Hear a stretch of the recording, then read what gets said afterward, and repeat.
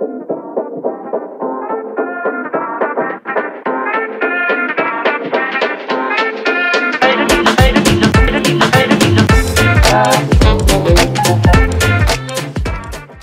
to the Lovin Dubai Before Brunch podcast. I'm Caitlyn. I'm Casey. And we are your definitive inside track to anything and everything that's happening in and around Dubai. And we are with you every Friday morning in the beautiful hour before brunch starts. Happy Friday, happy August, everyone. Happy Friday, Caitlyn. How are you doing? I'm doing all right. How are you? I'm good. I'm not hating the summer as much as everyone else is, I think. I'm definitely hating the summer. What? This dust and the humidity, my makeup just runs down my face and I get that sweat mustache. Everyone just loves a moan about the weather. It's just such an easy one. It's such an easy win. Well, when it's like 100% humidity, how are you not supposed to moan about it? So 100% humidity. I spoke to someone and they mentioned it's like a dry heat here. But then my phone told me it was in the 90s last night. So I'm all over the place about this humidity. I think speculation. So fun fact, the Bedouins used to go to Al Ain to get away from the humidity during the summer. Okay, so what's your plan? Go to Al Ain. Do you think it makes a massive difference? Yes, it does. I actually was there a few weeks ago. I went to, it's so fun, the McGettigan's brunch there. And it's really cheap. It's like 175 dirhams. What? Yeah, and then the after brunch drinks package, yeah, 99 dirhams. So it's probably the month for staycations. Yes. But in different Emirates, so you get out of the heat of the city. Yes. If you're that way inclined. I am still definitely that way inclined. So some people are leaving the city. I love the fact that there's all these deals going on. Anyway. Speaking of deals, we have a fantastic competition giveaway. We're going to explain later in the podcast. But this is thanks to Trevor Sorby. There's loads, but stay tuned. It's worth over 1,000 dirham. It includes a cut and a style in the top salon that's just opened in Dubai Mall, but we will get to it later. And we'll also then talk about our hair dramas in the city and some more influencer drama. But until then, we've got a bit more exciting story to talk about. Well, it's all exciting. It's all exciting. But this is actually really funny. And I think a lot of women can relate to this. This story went on Lovin Dubai this week. Case, do you want to explain it? Okay, so this is just amazing. An Egyptian woman went full-scale mad when herself and her partner, I think, broke up. So what she did was she listed him on OLX, which is this like online marketplace, for sale. Okay? That sounds hilarious. It sounds funny as it is. So she thought he was only suitable for the animal section. Right. Okay, so first of all, she's labeling him as an animal, and I'm going to read a little bit. She named him, and she said he's good looking, calm, he has long hair, he studies English law and drives a motorcycle, which I think is a little bit complimentary. So someone should have snapped him right up? Well, like, if I was listing my ex-boyfriend that I was really angry with on a website, I'd probably give a little bit more dirt. Like, I want to shame him, because what happened with this is that she remained anonymous. And okay, she went on to say she'll accept any price, whatever. But now he's getting fame, and people are like, "Oh, he's so attractive, he's so good looking." And I think she should have just given a little bit more dirt about him. Yeah, I think it's fun though, isn't it? Just filing him under the animal section is pretty. It's not scientifically incorrect. True that. Yeah. So I think she's done a great job. But it takes some guts to do that, right? Yeah, I think there could be repercussions from this. One of my friends likes to take to her Insta stories to make fun of guys' online dating profiles. No. And she'll put funny comments about them. And she's copped some pretty angry, like one guy found one and then lost his temper and went mental at her for doing it. That's real invasion of privacy though. Yeah, I don't necessarily agree with it, but it is funny. But yeah, but only do to others as you would have done onto you. So if she's fine with her profile being splashed on someone else's, she'd love it. She'd love the fame, as long as they tag her in it, I think. So the thing is with these dating apps like Tinder, Bumble, Happen, they take your public profile information from Facebook. So it's not really an invasion of privacy. However, ripping the mick out of someone on your Insta stories could be seen as defamation. No, but these apps, yeah, they take your information from Facebook, but it also says that nothing will be published on your profile, and it's the whole point of it. It's a private site. I would die. It's not a private site. And I hate the fact that share button, so if someone comes across you, they can share it. That to me is like, It just casts the net wider, doesn't it? No one. So if I'm going through and I see a really good-looking boy, I'm not sharing that with my friend. No, I'm sharing all the funny ones. Yeah, exactly. There's a lot of BDSM accounts on there, and it's like if you want to be tied up, contact me. Yeah, and all these pictures, and like the ones that got. Do you ever see these guys' pictures of their weddings and pictures with girls that you might know? And it's like, and swingers. It's like we're a married couple, and we're looking for a third party to come join. What? How many fake profiles do you think there are? Oh, there's gonna be thousands, right? Oh, it's just. Do you ever get one and it's like, it's pictures of this really good looking boy. You're like, he's definitely fake, but you're like, we'll give him the like, and then it's a message. It's like, actually, that's my friend. He's just left the city, but you look like a really nice girl, and he said that we should get to know each other. I'm like, what? He said that kind of. I think I discussed it in podcast number 2 about the catfish on Tinder. Oh, of course, yeah. Which was a classic where my friend, no, it was actually my friend. She was talking to this guy who was like this 6 foot.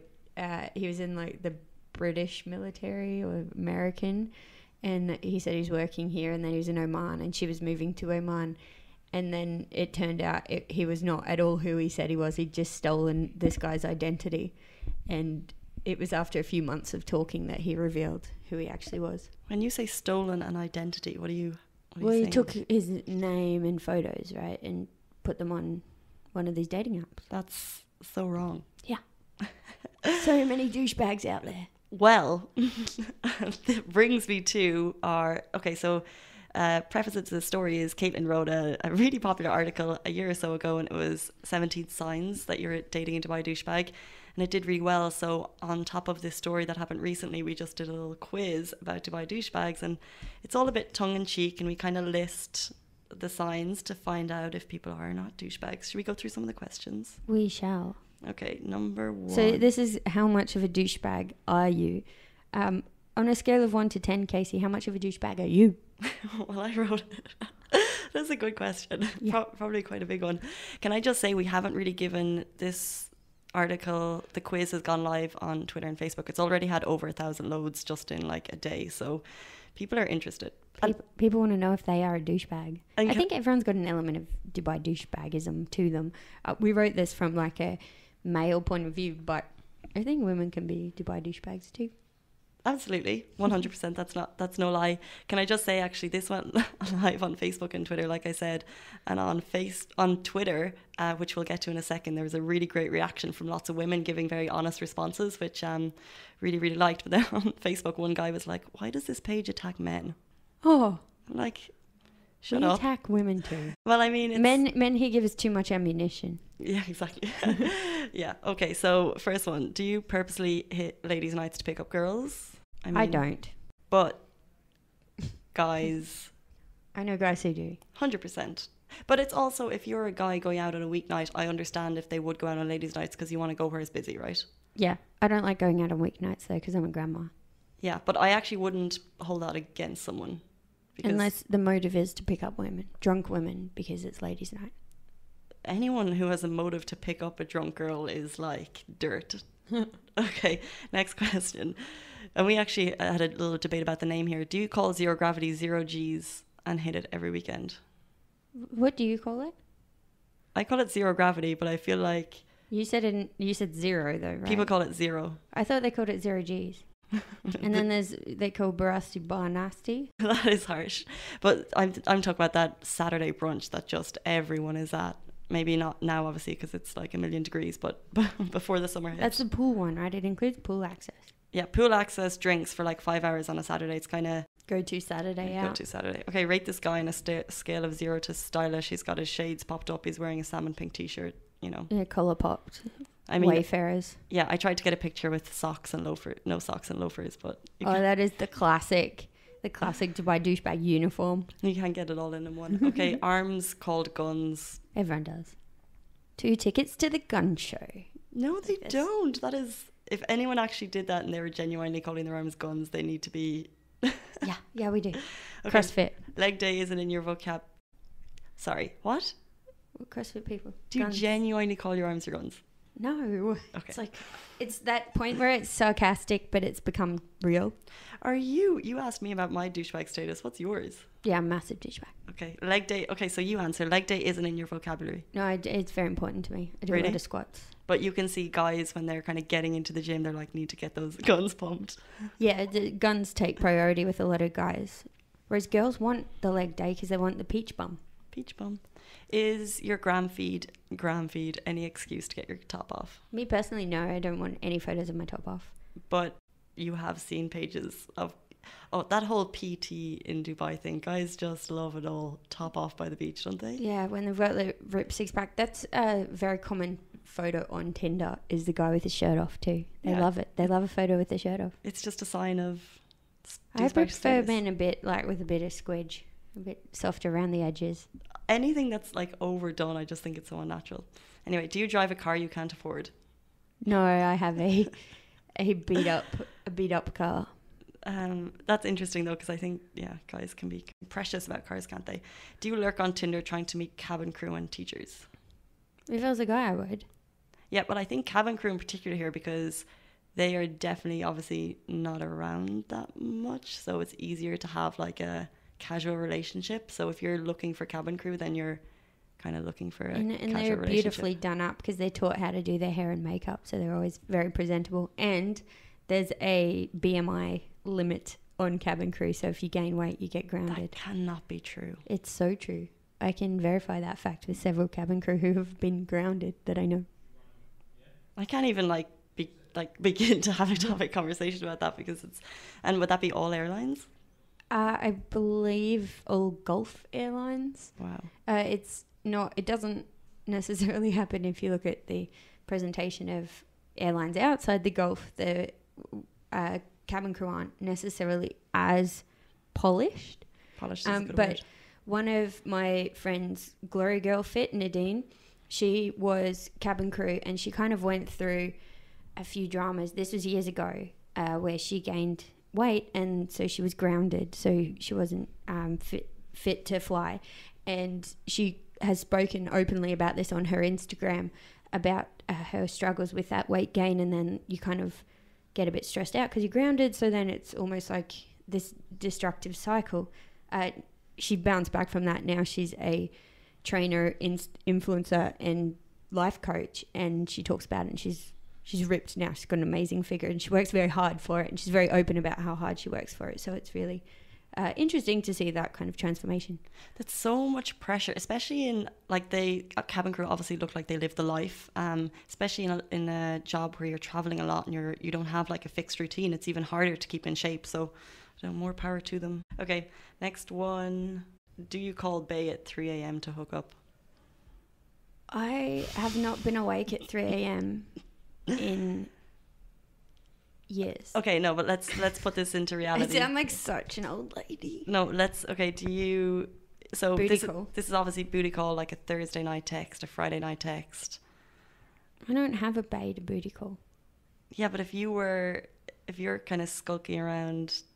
Everyone's going to do it. If you have someone to call at 3 a.m. and you're out and about, most people are going to do it. Don't necessarily need to be out. You just need to be bored. Okay, do you call everyone babe? Do you? No, but okay. Next one. Are you going on dates but not looking for anything serious? Classic Dubai, isn't it? You wrote that article, why you'll never meet the one in Dubai, which again is like, sounds like we're man haters. Really not. But that kind of referred to the life in Dubai, where people are here for a good time, not a long time. It's a transient populations, different nationalities. So it's kind of that mentality of not settling down because life here is fun. Exactly. And we've covered it so much, but it's because that these articles get such a big response that leads us to cover it a bit more. So I said that we'd go back to the Twitter responses. One of them says, geez, guys here depress me. I'm so glad I don't have to deal with that anymore. So she's obviously been there. And then is this on the quiz or the OLX story? This is on the quiz that we did. So the quiz that we just went through, we posted this to Twitter, and these are all the kind of female reinforcement comments that we got. So the next one, do you want to hear a real life Tinder story, I guess? Yes. Okay. I'm so done with it all. Yet another date this week where the guy chats incessantly for days. We have a cracking date, a little smooching, and ... He ghosts.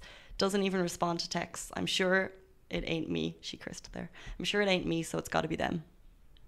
What is with ghosting? How is this acceptable behavior? This is something that I feel is it's more prevalent in Dubai. And I think it's just spineless people who don't have the like strength of character to be like, look, I'm not feeling it. Well, have you ghosted? I would never use the term ghosted, but I feel like, okay, so this was after a date where they kissed and they chatted a lot. So and they dotted? No, so and ... he ghosts. So that was the I don't think she was saying it led to anything else. I think it was just that it sounds like they had a really good date and he ghosts. If you read on further in the thread, she texted him first, like saying thanks for the night or whatever, and he didn't respond. So if you're having a nice date with someone and a kiss, then you probably owe it to that person. If you're on Tinder, conversations you can just kind of peter out, and then what is the point of like saying I don't think this is going anywhere when you haven't even met the person? Do you know what I mean? No, it's when you have a date and you just don't feel it, you know. And I feel bad though, because she said that, but there's times where you can go on a date and you just don't feel it, and they might feel it and you don't feel it, and then what do? Like, obviously you say I'm not feeling it, yeah, but sometimes it is one-sided. Sometimes I think a lot of dating is one-sided. Yeah, so that can be difficult because she may have read more into the chemistry than he did, and it can work both ways. But he should have then had the balls to say, sorry, I'm not interested. So let's see, she texts him saying, I hope she doesn't mind all this, but it's on Twitter, so it's fine. I merely texted thanking him for a great date and hoping he wasn't too tired, and then the conversation moves into, actually someone says, you broke the cardinal sin of texting him first, why? And then she's like, we're not in the Victorian era anymore. Text me first, fine, right? Well, I don't know. I mean, I have two minds about this, because I think it's like perceived value.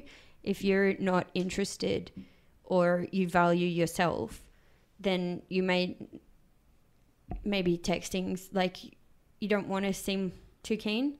But in saying that, if you want to text a guy, just freaking text him. Yeah, that's true. Going back to the whole back in the day, this is what was expected. Men are meant to chase. Men are meant to pay for the date, blah, blah, blah. And then are we moving beyond that? But then is there a small part that women want to be chased?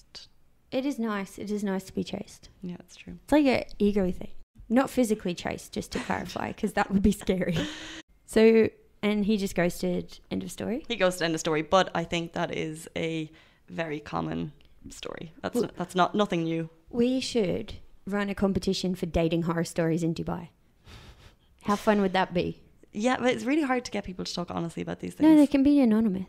Right, okay. So stay tuned. We will get a form on lovindubai.com where you can tell us your dating stories, and we'll organise a cool prize for this.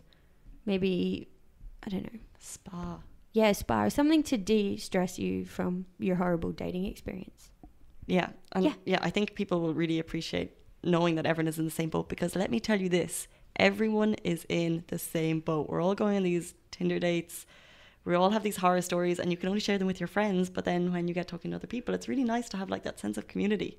Yeah, and it's misery loves company. Get onto our Twitter and just read the feed. It's great, I promise. If you go back through the first few episodes of the podcast, we did have some horror stories on there. I'll share a personal anecdote next month as well. Oh, hilarious. Sorry. The last few stories have been Caitlyn in brackets friends. Yeah, they're my friends. Because I actually used to run a blog of Dubai dating debacles, and it was all horror stories of dating in Dubai. So people would send them to me and they'd be like, oh my God, you got to read this. So that we're just doing this on a grander scale and giving a prize for the and worst. And we will share the stories, but we won't name the people. So if you have a story, please do tell us. Okay. Yeah, we'll organise that for next month. Anyway, but we do have a fun competition coming up shortly. So we will be back after the break, and you can win that Trevor Sorby amazing hair package. And your hair can be on fleek. Talk to you in a bit.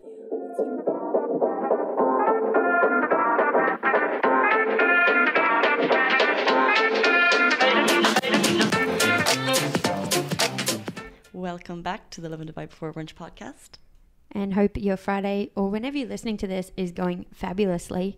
We do have a Trevor Sorby competition now to give away. We're very excited. Yeah, we teased it a little bit at the start. So it's a cut and blow dry at the new Trevor Sorby salon, and this is in Fashion Avenue in Dubai Mall. So I love it there. It's so beautiful. even going there is a little bit treat. You just feel like, do I even belong here? There's like white marble and fresh flowers, and the toilets are actually really bougie. This Fashion Avenue, I don't know if you guys know, but Dubai Mall made a new extension, and it's only opened in the last couple of months. It's like stunning. It's huge, and it's got all the high-end stores, and it looks like someone famous's living room. I love the use of natural light in Dubai Mall too. There's lots of skylights everywhere, all through the mall, and I really appreciate that because it makes it feel light and airy. Yeah, especially in this country when if you need to be inside in the summer, it makes you feel like you haven't spent your day in a dark hole. Yeah. So, Trevor Sorbet have a salon in Dubai Mall, and they are giving a cut and blow dry at that salon. Also, and now this is the bit you need to go for the competition, we're giving away 3 products, and you're going to have to name one in the form that is on linked to this article. And I'll just name the products now. There is a Fusio dose treatment, a personalized color service. I think that's actually part of your salon win, but okay. And also the Trevor Sorbet Precious Oil Shampoo, Conditioner and Serum treatment, and you have to name them to win it. So pop that in the form and you'll be in the running. We will announce it in the next podcast. So you've got plenty of time to get amongst it, and your hair is going to be on fleek. It's going to be coping well with the humidity. You're going to be able to take it out on a first date and not hopefully encounter a douchebag. It's all great. The only thing, getting your hair done in the salon is just something you cannot mimic at home, and it's so frustrating. Oh my God. It's so, how do they get your hair so bouncy? I don't know. And then you see all these people with their full-on blow dries, and you're like, how do you have time for that? So I've been watching Grey's Anatomy, and I know that's a bit retro, but rewatching Grey's Anatomy, and so I call BS on their hair after what is supposed to be a 48-hour shift. So they're like, oh, I'm working a 48-hour shift in a hospital and putting a cap on my head. But, at the end of my shift, I have beautiful, shiny, blow-dried hair that is all in place.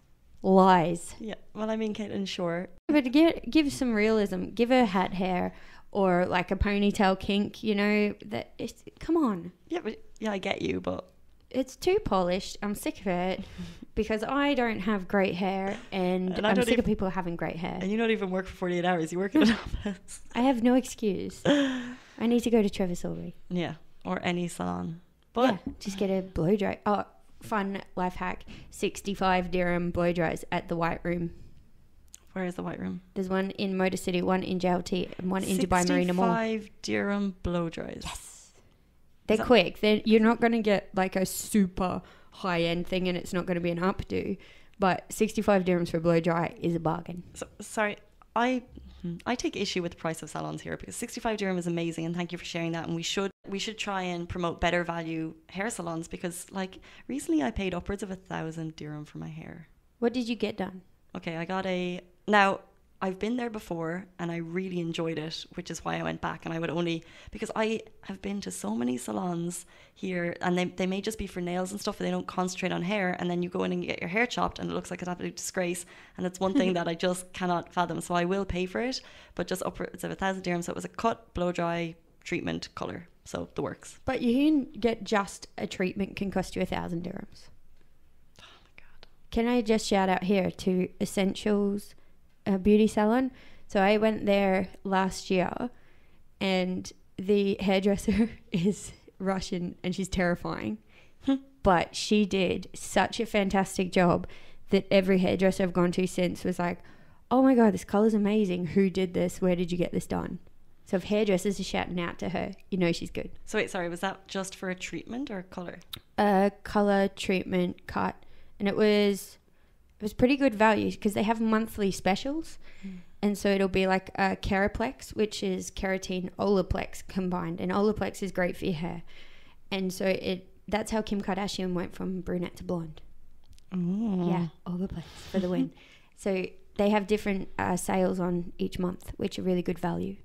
So this is what people need to know, and it's actually funny because now I'm thinking about influencers, which we're going to get to in a minute, but having the knowledge of good salons that you can actually trust, because especially when you're just moving to Dubai, and it's not like, when you're in your hometown and you have a hair salon that you've been going to for years, or your friend has someone that they can recommend. Here, people aren't very loyal to their salons. Especially because you run the risk of a gamble here with being blonde is tough. I once went to a salon and I said, oh yeah, what kind of toner do you use? And she said, toner? What's toner? And I was like, oh my God, I'm leaving. You're not touching my hair. Did you leave? Oh, yeah. I got my nails done and I was like, you're not doing my hair. So, yeah. So you have to go to a hair-specific salon because there's so many salons, like I said, that are great, but if they don't like showcase the hair... And it seems cheap. And it's too cheap. It is too good to be true. Same with Groupon.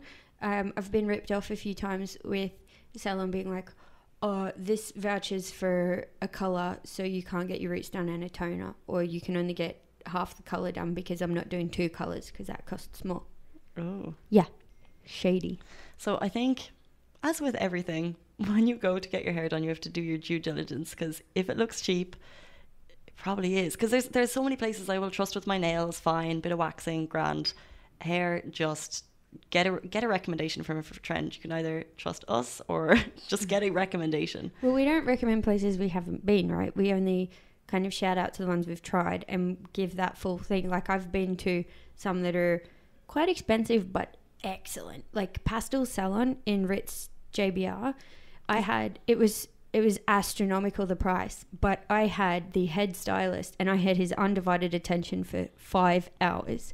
And I got the best colour. Like it was a creamy blonde and he put in highlights and lowlights and it was gorge. It's funny because I could be wrong here, but when you mentioned Pastel, one of the stylists there, he's gone out on his own and he's made a salon called Maine in JLT. And okay, I'm Irish, so Irish hairdressers for the win, and they know how to do blonde, and he's amazing at balayage. So he's gone and done Maine, and they've done so well in the JLT salon that they've expanded to a bigger branch. And also Ali and Headcase, another Irish... You know the way it's just a style of hair that they're obviously used to, and I don't want to say that they're going to be amazing for everyone, but as an Irish person who's been to 2 Irish salons in Dubai, both of them, Headcase and Maine. There's one that does excellent colourful hair. It's like blues and purples and pinks. It's called Slam. Ah, yeah, different styles. Very popular, quite expensive. But there's one girl who specialises in like colour pop hair. Yeah. So people who get kooky hair colours always recommend Slam. I think her name is Simona. My friend used to go to her. What colour did she have? Well, she would go in between, but she had all these greys and purples at different times. That's fun, right? That is fun. I don't know if I could pull it off. But interesting that you mentioned Slam and that girl Simona, because a girl that I used to know did go to her, but someone who does go to her as well is My Fash Diary. Oh, tell us. I thought she goes to Marquee. She goes to both. What? She can't. How can she? And this shows how much I'm on Instagram. And she always shouts out to Simone at Slam. And okay, whatever. Her hair is... It's purple, right? Yeah, but it's really cool. It looks in great condition. But it leads you to wonder, are these people being paid for their posts? Are they... She definitely was being paid for Marquee. Really? Or is it not complimentary? No, because she's quite expensive. Her posts are expensive and she'd give Marquee a whole post for it. And are we talking about Instagram or blog post? Instagram. Okay. Also, Marquee does flat rate $140 for any updo. And you can get like a Grace Kelly, Marilyn Monroe kind of hairdo for $140. That's cool. That's a good deal. Because I think what's unfair is they go, depending on the length of the hair. Once your hair's longer than shoulder length, it's all the same. Like if you're curling it, fine, that's going to take a bit longer. But ultimately, if it's an updo, you're not spending that much more time on the hair. Where is Marquee, by the way? There's one in Arabian Ranches. There's one in Abu Dhabi's Eastern Mangroves, which is the one I went to a few times. They also do a great blonde. And there is a Marquee blowout bar, I think, in Jumeirah. See, I'm not travelling for hair. I try and go somewhere nearby. Yeah, but Marquee has a few around town. I'm just not sure. I didn't know it was a chain, and now I do. Thanks for that information, Caitlyn. Welcome, Marquee.ie. So... unpaid post, by the way. Unpaid post, of course. Unpaid plug, I should say. So from unpaid plugs to paid plugs. Seamless. See what we did there? It's like we scheduled this. If your name is Kylie Jenner and you run the Kylie Jenner Instagram account, you're making upwards of $1 million per Instagram post. Per Instagram post? Per Instagram post. How many followers does she have? It's like 90 million. Kylie Jenner has 112 million followers on her Instagram. Shut the front door. And like, she doesn't even need to add a website mention. She doesn't need to add a swipe up story. She doesn't even need to make a video. She just needs to put a picture of herself. And you know, we know some of the ones that they do. So they do those like vitamin gummies, and they do these like booty and the highlight white teeth whitening. Kim Kardashian did a mind-boggling one recently, and it was it's like a suck yourself skinny lollipop post. And Kim Kardashian, by the way, is also on the list, and she's making $720K per post. Who's second? Second, Selena Gomez. Cristiano Ronaldo. Kim Kardashian is fourth. Beyonce Knowles is fifth. Lovin Dubai is sixth. We wish we made that much on an Instagram post. We'd be gone. Yeah. Just Instagram. No need for a website. But isn't that just insane? Well, yes. But a response to this was from Huda Beauty, who has... she came 20th. Yeah. And... it said she makes $33,000, roughly equating to 112,000 dirhams per post on Instagram. The problem is, this is what they could make, well, not what they do make, because Huda doesn't post product posts. Yes. She reposts makeup tutorials, and she posts stuff about her own cosmetics lines. People love Huda Beauty's page, and there's a reason it is constantly growing. So she's on 26 million followers now, and it's funny. Everything is on point, and it's not even just people using the Huda Beauty products. Like, you see a lot of Anastasia shoutouts. You see different product shoutouts, and it's definitely not a collaboration. It's just her giving shoutouts to other makeup artists, and that's why people continue to tag her, and that's why her page continues to grow. Yeah, she's done a very good job of growing her page, and it is very informative, and I cannot not watch these makeup tutorials. Every time they pop up on my newsfeed, I'm just transfixed. Yeah, and what we were getting at is what she said about these paid posts, and she was really upset, and it really annoyed her because people will assume now that she's paid for these posts, and she said that she's not going to have any credibility if she's accepting money for posts, and that even when she was growing and she did a smaller page and she was struggling with money, obviously that's a different issue now, but she said no to posts then like she does now. And I don't know, it restores your faith in influencers when at a time when all influencers are being tarred with the same brush and being dragged through the mud. Huda is kind of standing tall because she was the original makeup blogger, and now she's gone on to millions, and she's also stayed true to herself, which is amazing. I think it's also worth noting here though that her primary business is her makeup line, not influencing. Because we talk about people like My Fash Diary and foodie bloggers and makeup and beauty and fashion. They're being paid for their posts on Instagram, whereas Huda's got a different interest in promoting her own makeup line. Yes, but and I've seen different influencers go from being influencers to becoming their own brands, and she crossed that mark. She wasn't always a beauty brand. She came from nothing, which is why she's also one of the self-made millionaires, and that was listed in Forbes in the last couple of weeks. So she was one of the originals, and then managed to make her own brand, and that's probably what most influencers are striving for, because it's the only way to keep credibility, I think, because you can't just continue to post other brands. And yeah, you want to take ownership of what you have a vested interest in or what you specialize in. Yeah, well, it's hard to like fake support. Do you know what I mean? It's like 500 posts later and you're like, oh my God, check out this tea. I feel so great. Smiley face, heart emoji. Oh, I'm so sick of seeing booty on my feed. Hashtag ad. I do feel like getting the Geordie Shore guys and all these like fake 10 to the 9s with the luminous white teeth. They are good ads for the tooth whitening. That's true.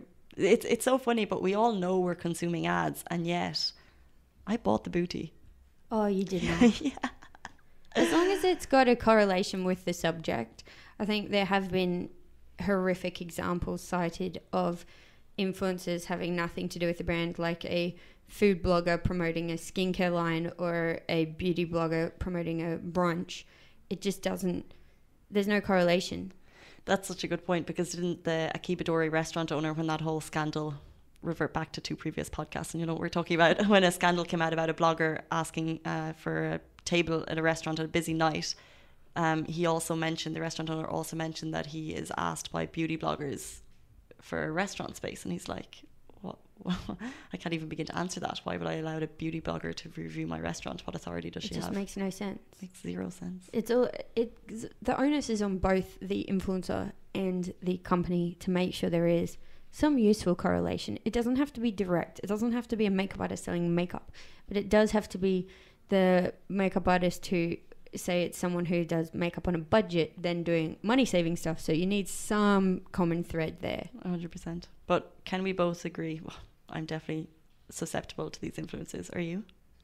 We all are, right? Yeah, to a degree. I think it depends on the influencer. I would buy Huda's stuff immediately because I'm obsessed with her. Mm-hmm.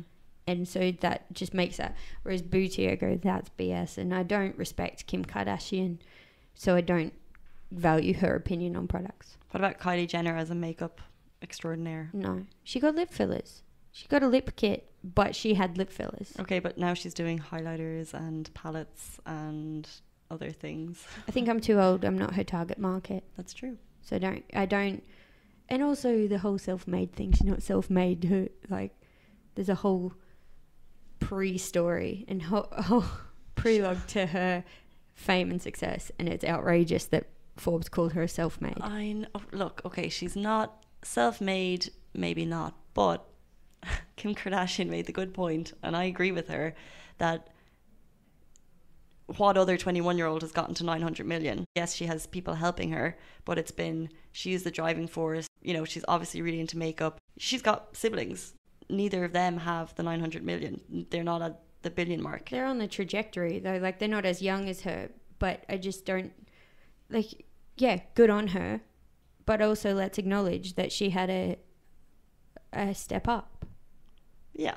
Oh, yeah. Silver spoon. I don't resent her for it, but I just don't think she should have been on the cover of Forbes compared to the other success stories. That's true, but as someone who works in media, and I don't know the numbers, but I bet that's the first Forbes magazine I've seen plastered all over the internet in a while. They probably made a lot of money out of it. So as someone who works in media, would you make that decision? She was going to be in the magazine anyway because she slotted into the defined as self-made. So they chose her as a cover star, and you're not going to really argue with them. I'd have chucked two people on the cover, her and someone who's done something a bit more substantial. Kylie's not sharing a cover. Yeah, true. All right. Fine. Just a reminder about that Trevor Sorbie competition. Do tell us what products we are giving you, and you're in the running to win it. It's on lovindubai.com. On the website, just type in Before Brunch Podcast, and it's the most recent one. You'll find it easily peasily. And before we go, it's August. Lots going on. It's like stinking hot, but there's still lots of fun things happening. Lots of indoor crack. I love a bit of indoor. I've been frequenting Ski Dubai, and I just love it because I love freezing my butt off while it's 45 degrees outside. It's so fun. It's just the funnest. I'm so obsessed with it. But it's so funny because it's one of these things that you kind of forget that you have. And speaking to someone recently, they were talking about Green Planet, which is down near City Walk, I think, and it's also another amazing indoor facility. And last week we did our live show from Warner Brothers in Abu Dhabi, and Caitlyn, let me tell you, I can't even describe how fun it is. And I'm not over exaggerating in any sense of the word. Like, it's really, really cool. If you like any of the Warner Brothers characters or stories growing up, you're going into a completely immersive world. You feel like you're in Bedrock in the Flintstones. You feel like you're in Scooby-Doo. It's so cool. I need to go. I'm like gesticulating wildly. It's mad. Right, I'll go to that this weekend instead of Ski Dubai. I'll go to Ski Dubai next weekend maybe. Okay, Warner Brothers this weekend. And then also there's some staycations obviously going on that we need to talk about. So Eid is coming up on the 24th-ish, and people are kind of looking to jet away. However, the price of flying out that weekend is astronomical already, and Eid hasn't even been announced. Yeah, well, I'm hoping it's 21st. That's what I've put my dates down. It could be the Tuesday, it could be the Wednesday. Either way, it's already very expensive. Either way. So staycation packages are like gone crazy. And you were saying there is a fantastic one in Dubai. So one and only Royal Mirage, which is got to be one of the most... So extra. It's like beautiful, but it's also understated extraness. If you get me. And it's sexy, but it's got Arabic touches, which I like. I like when resorts pay homage to the country they're in. Exactly. And they have a staycation deal for $895 for the summer months. That includes breakfast. That includes entry into a water park. That includes obviously your pool and everything for the day. It is amazing. I might do that this weekend then. And they also have a family deal. There's too much to do this weekend. There's too much. Caitlyn. And they also have a family deal. So if you want to go with the kids, you can get your kids' room at half price. And I know with a brother who's got kids in the city, and he likes staycations, it's such a pain in the neck for him to have to pay full price for the kids' room. But now you get the kids' room half price. That's nice. Yeah. And it's just in Minasiahi, so it's not far. It's also home to Drift Beach, which is absolutely beautiful. Yes, but that's closed for the summer. Yeah, but it's still beautiful. Yeah, so you can just go and look from outside. Yeah, it's got like big columns and like gorgeous big pools and sea views. It's just really elegantly done. There's trees and fairy lights. It's magic. It does look magical. But exactly like you said, getting out of the city on a flight is super expensive and a pain in the neck if you have a family. So I think a family staycation deal like the One and the Only is a pretty good shout. There's also an excellent deal at Aloft Palm Jumeirah. And I know I've mentioned this before, but it is so good. I'm going to mention it again.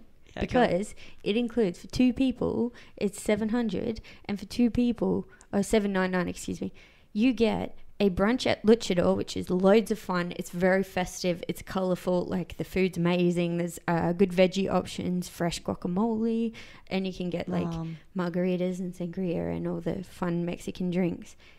And you get a night stay in Aloft the Palm, which includes pool access, right? So you can go to brunch and then kind of go for a swim. There's a DJ playing at the pool. There's a pool bar, and there's beach access as well. And you can get breakfast. It's the deal of the century. So if you have kids, One and Only. Yeah. If you're looking for... Oh, so if you want relaxing, One and Only. If you want party, Aloft Palm Jumeirah. Party and staycay, Aloft Palm Jumeirah. There we go. So you are sorted now for the next few weeks.